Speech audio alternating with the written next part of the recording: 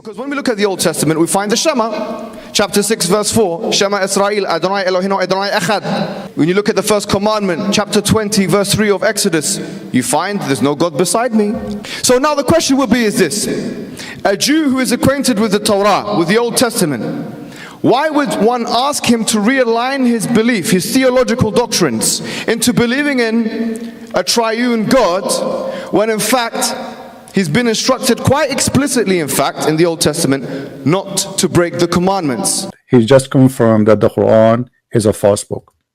Because if you go in the Quran, we will find the following: اتخذوا أحبارهم ورهبانهم أربابا من دون الله والمسيح ابن مريم. They took their rabbi and their monks or their priest as gods instead of Allah and the Messiah, which means you have to worship Allah and the Messiah. And how dare you to accuse your prophet that he's a liar, and not a single rabbi he said such a thing. Spirit of God hovered over after the God created the heavens and the earth. Okay, no problem. If that's meant to be God, no problem. Let's go to Zechariah's in Old Testament, chapter 6, verse 5. There are 4 spirits. So are there 7 gods now? The word ruach is here in Zechariah chapter 6, verse 5, talking about 4 spirits. So tell us why, if that is a spirit and it's God, then how comes there's only 3 gods, 3 persons of God, and there isn't 7, for example? This guy is nothing but a scam. Read with me what the Bible says.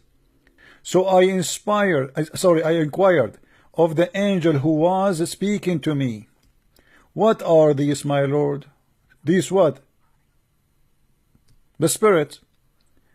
And the angel told me, these are 4 spirits of heaven going out from their station before the Lord of the earth. So they are serving the Lord. Those are not God. Does it say really that it says here that those are the 4 spirits which are the spirit of God? Why you are lying? That Jesus, this is called the etymology fallacy.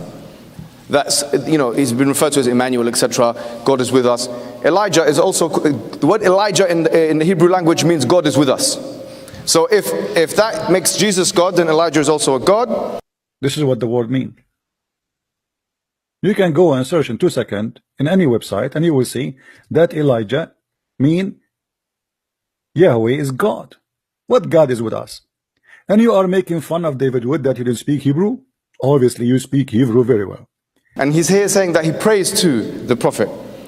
There's a difference between yusalli lahu and yusalli ala in the Arabic language. I knew this was going to happen.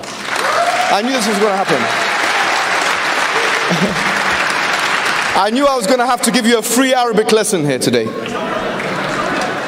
I knew it. And that's why the translators put 4, not to the Prophet.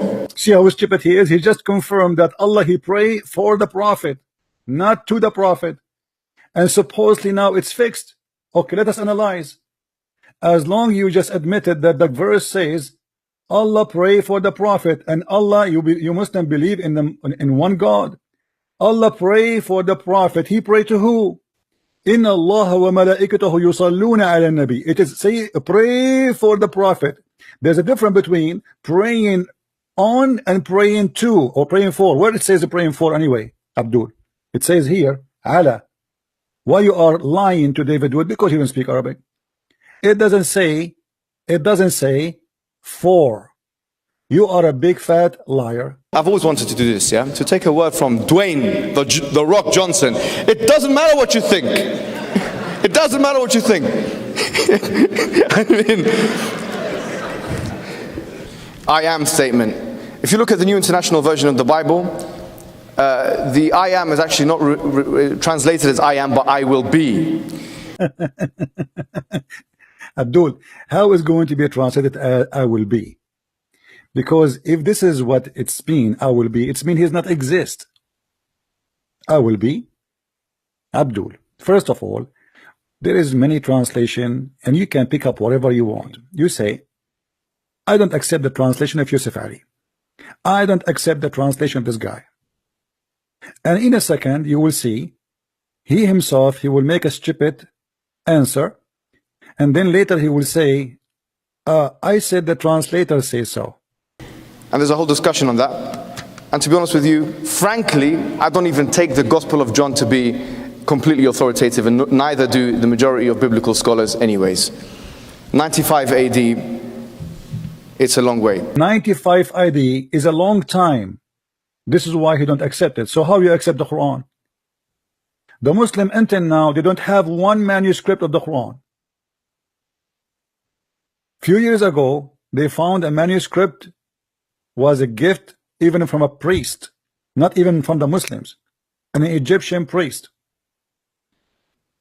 which is one page, and it's different from the Quran today. I think David Wood has said some career-ending, embarrassing statements today. I mean, to be honest with you,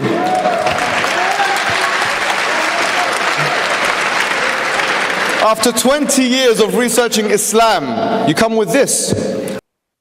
Thank you guys for listening. Please download the video and share it with your friends. And if you have any Muslim who dare to debate us, please feel free, and we will be happy to take him. Take him down the same we took his God, the God of the black stone, the pagan religion who kissed black stone. Even Muhammad, he said that whoever kissed the black stone, or he hold or touched the black stone in the Yemeni corner, which is a corner in the Kaaba, Allah will erase his sin. And yet they claim they are worshiping God, and they are people who believe in monotheism, and they believe in oneness of God who is in heaven, yet they believe that the stones can forgive them. And they believe, even Muhammad, he said that the black stone is the right hand of Allah.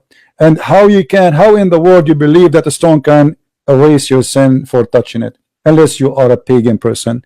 You believe in stones, and your prophet kisses stones, and you go around the stone, and you bow down in front of stones, and you worship stones, because this is always an act of worship.